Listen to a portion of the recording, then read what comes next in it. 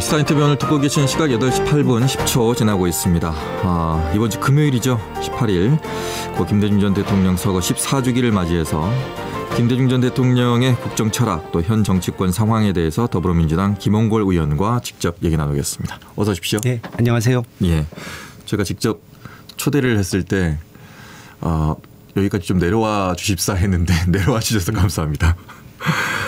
일단 14주기를 맞습니다. 개인적으로는 이제 어떻게 좀 느끼시는지도 궁금합니다. 예, 돌아가신 지 이제 14년이 되다 보니까 네. 점점 이 돌아가신 그 아버님의 정신이나 철학이 조금씩 좀 잊혀져 가지 않나. 특히 젊은 세대는 이제 그냥 역사 속의 인물로만 기억이 되고 네.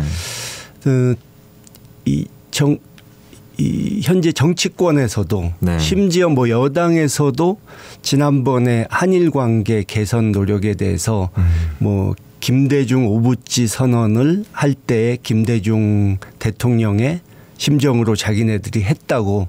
그러니까 이용은 하는데 이 실제로 실천은 안 하는 것 같아서 좀 안타까운 점이 많이 있습니다. 김대중 오부지 선언 전까지의 과정의 그 과정을 봐야 되는데. 예, 그렇죠. 예. 노력이 있었고 양측 간에 어떻게든 서로를 이해하려고 하는 과정이 있었는데. 예, 우리가 굉장히 불리한 입장이었음에도 불구하고 일본 측의 사과와 반성이란 표현을 끌어냈고요. 이거는 제가 일본 김대중 오부치 선언 25주년 기념식에 가서 일본 사람들 앞에서 한 얘기인데 그 내용을 보면은 이제 일본 측의 그런 표현에 화답을 해서 김대중 대통령께서 일본이 2차 대전 후에 평화 헌법을 만들어서 동북아시아 평화를 위해서 노력한 점을 높이 평가한다 이런 표현을 쓰셨는데 그 말씀은 한편으로는 칭찬이지만 다른 한편으로는 다시 헌법을 바꿔서 재무장해서 군사대국이 되려는 그런 시도는 하지 말라는 당부였기도 했다. 네. 그런 말을 했습니다. 그런 얘기한 것이 언론에는 많이 안 나왔습니다. 오늘 여기서 처음 얘기하신 것 같기도 하고요. 지금 말씀하셨기 때문에 일본 얘기가 나왔기 때문에 뭐 자연스럽게 얘기 나누겠습니다. 어제가 8.15였습니다. 예. 8.15 경축사를 모두 다 어떤 말을 하게 될지 대통령의 입을 주시를 했습니다. 한일 관계에 대해서 대통령이 얘기를 했는데 어떤 대통령의 인식을 어떻게 보십니까? 한일 관계 협력의 관계, 네. 우호적인 관계로 가자는 얘기는 좋은데 네. 문제는 8.15 경축사에서 이 과거사에 대한 얘기를 전혀 안 하시더라고요. 사실 제가 뭐 대통령께서 상도 당하시고 해서 네. 가급적이면 비판적인 얘기 안 하고 싶었는데 네.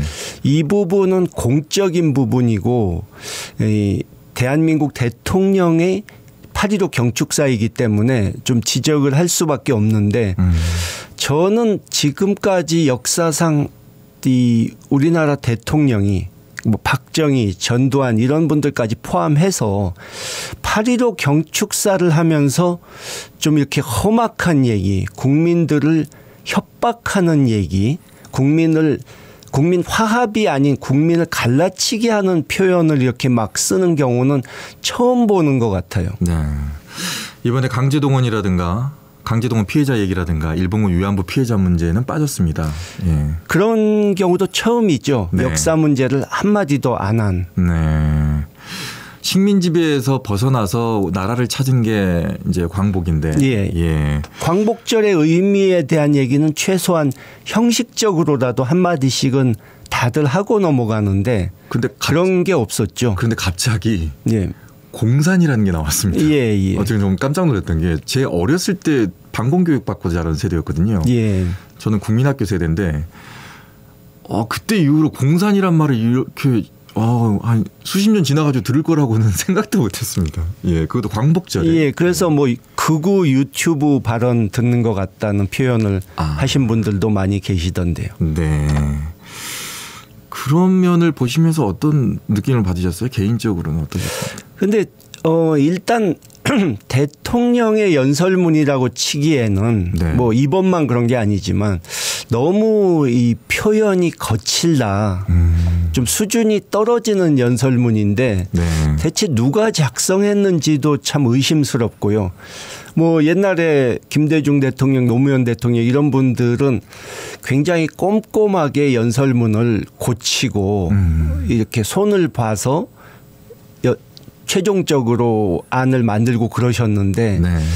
이 지금 경우는 굉장히 대통령이 하기에는 네. 수준 낮은 그런 연설문인데 누가 그걸 썼는지 또 왜 그런 걸 보고도 아무도 고치질 않는지 굉장히 의심스럽습니다. 네.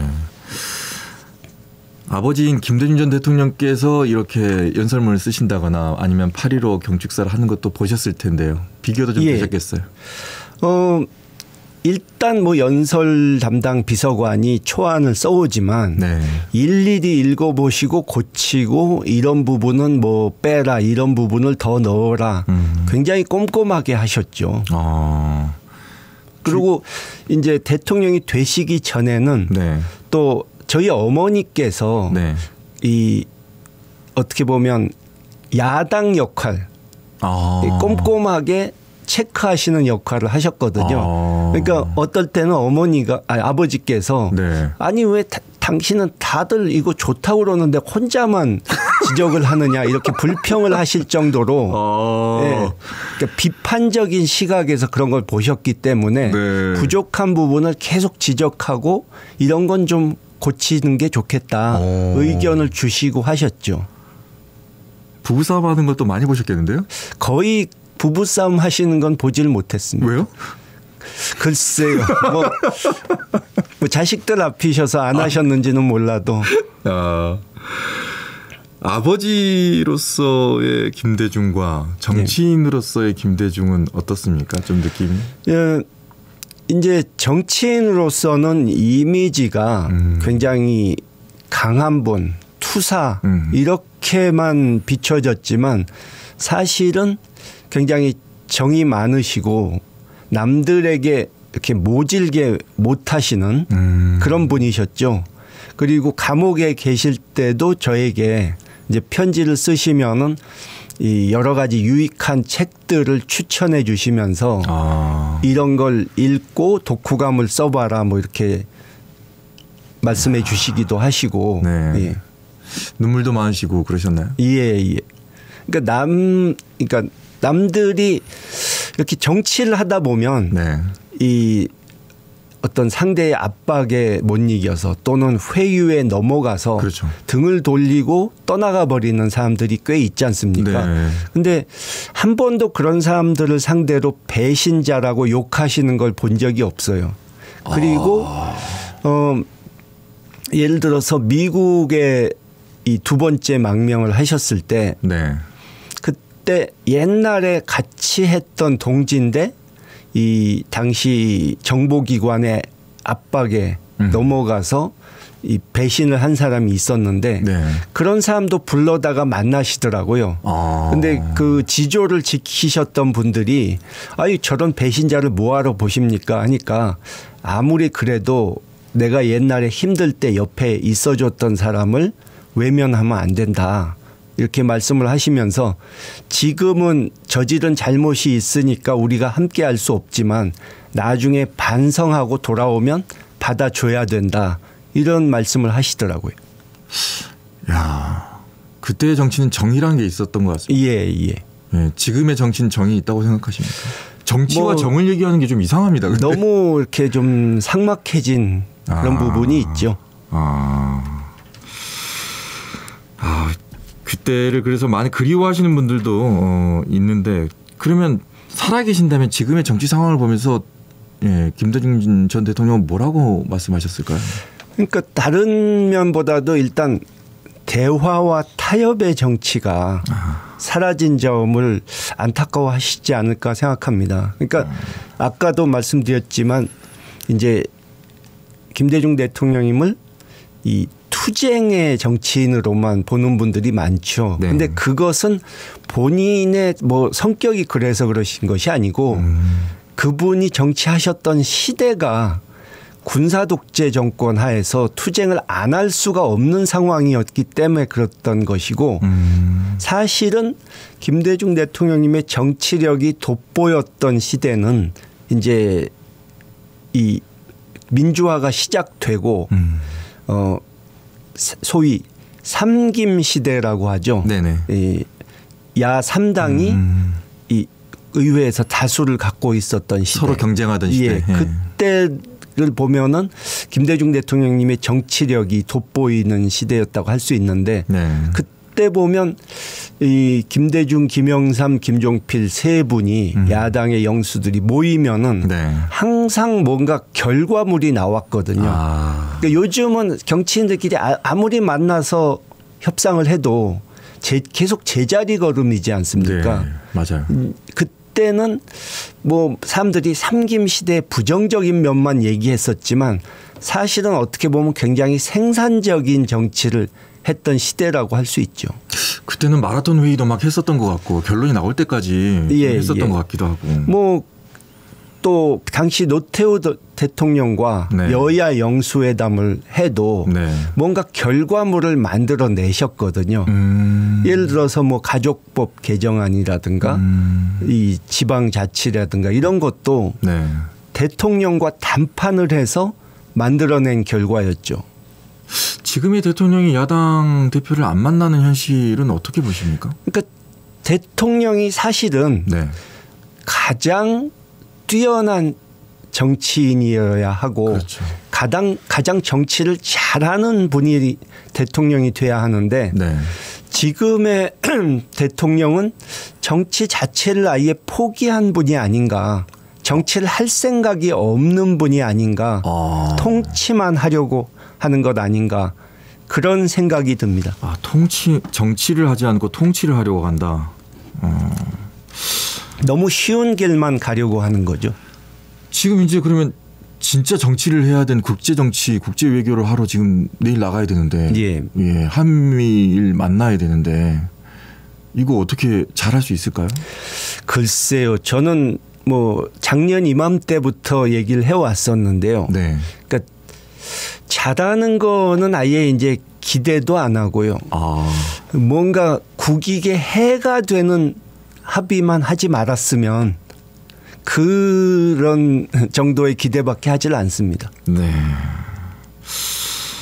그러니까 이번에 뭐 보니까 여러 가지 얘기 중에 좀 아쉬웠던 것은 뭐 후쿠시마 오염수 문제 같은 경우에도 뭐 언급이 없었고 또 강제징용 피해자들에 대한 어떤 배상 문제가 제3자 변제라는 희한한 걸 가지고 나왔는데 이걸 보다 못한 국민들이 이제 성금을 모아가지고 국민들이 피해자들에게 돈을 드렸어요. 예.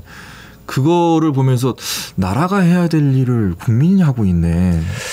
백성들이 하고 있네. 아까 그 김대중 오부지 선언 기념 행사 말씀을 드렸는데 네네. 그 자리에서 저도 그런 얘기를 했습니다. 네. 그러니까 일본 측이 40년 50년 된 북한의 일본인 납치 문제를 과거 역사라고 해서 묻어버리고 갈 수 없다고 말하는 것처럼 우리도 강제동원 문제가 80년이 지났다고 그래서 옛날 일이라고 잊어버리고 갈 수가 없다. 네. 그 점을 당신들도 이해를 해야 한다.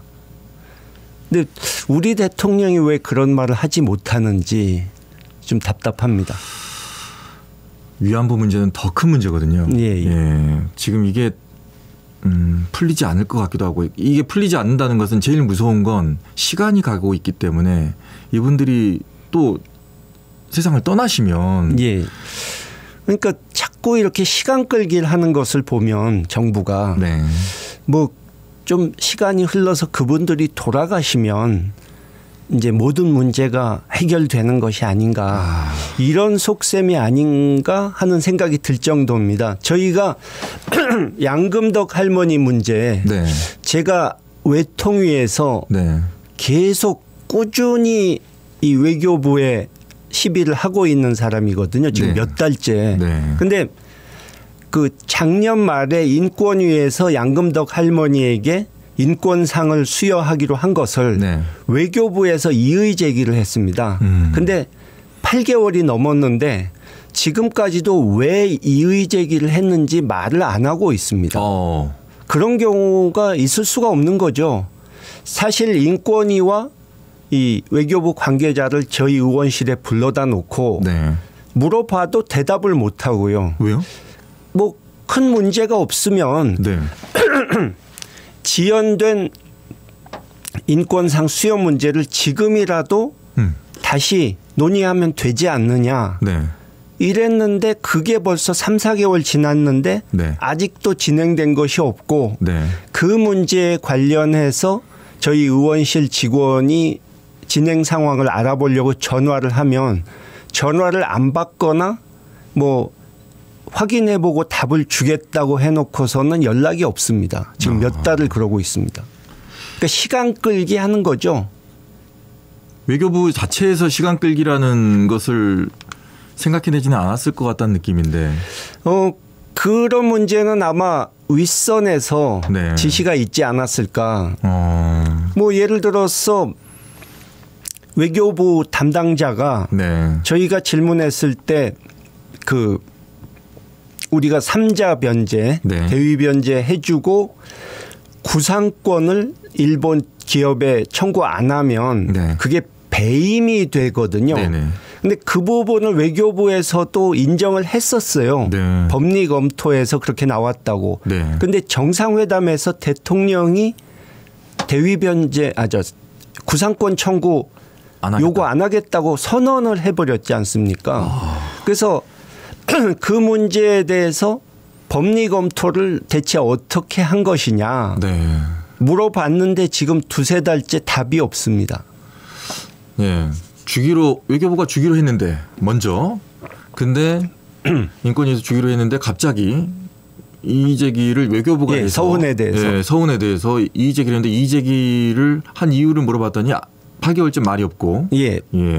지금이라도 서운을 이제 취소하자 했는데도 안 하고 지금도 안 하고 외교부가 누군가의 눈치를 보고 있다는 의심밖에 들지 않는다라고 지금 말씀을 하셨습니다. 이번 주 이제 서거일에 맞춰서 여러 가지 또 행사도 있을 것 같습니다. 어떤 게 또 준비가 돼 있습니까? 내년 1월 6일이 김대중 대통령님의 탄신 100주년이 되거든요. 네. 그래서 이제 서서히 탄신 100주년을 준비하는 작업이 이루어지고 있습니다. 네. 그래서 이번 14주기 추도식으로 시작해서 가을에는 이제 학술 대회를 열 것이고요. 네. 아마 전남과 서울 양쪽에서 열릴 겁니다. 그리고 이제 다큐멘터리 영화도 준비가 되고 있고요. 네네. 네. 그런 식으로 꾸준히 지금 준비를 하고 있습니다. 네. 이번 주 금요일은 그러면 관련된 행사가 추도식이 서울에서 현충원 강당에서 열리게 됩니다. 고향에서는 어떤 게 또 따로 있지 않나요? 그쪽은 제가 자세한 얘기를 듣지는 못했습니다. 그렇죠. 일단 공식적인 행사가 이제 현충원에 있을 테니까 거기를 먼저 또 참석을 좀 하셔야 되겠네요. 자, 오늘은 뭐 짧은 시간이었습니다. 김대중 전 대통령 얘기를 하자면 뭐 1시간도 모자랄 것 같은데 그래서 저희가 또 저희가 디지털 콘텐츠가 하나 있거든요. 김대중 전 대통령 관련 전문 유튜브 채널이 하나 있어가지고 그거 관련해서 또 저희가 만들고 있기 때문에 잠시 후에 인터뷰 길게 하시면서 또 관련된 얘기 많이 해주시면 저희가 이걸 일부러 영상으로 남겨놓으면 지금의 젊은 세대들이 SNS나 뭐 유튜브 디지털을 통해서 그분에 대해서 많이 느끼실 수 있는 기회가 될 수 있을 테니까 많은 얘기 해주시길 바라겠습니다. 자, 오늘 나와주셔서 고맙습니다. 네, 감사합니다. 지금까지 더불어민주당 김홍걸 의원과 함께했습니다. 언제 어디서나 내 손 안의 뉴스. 광주 MBC 뉴스 유튜브 구독으로 함께하세요.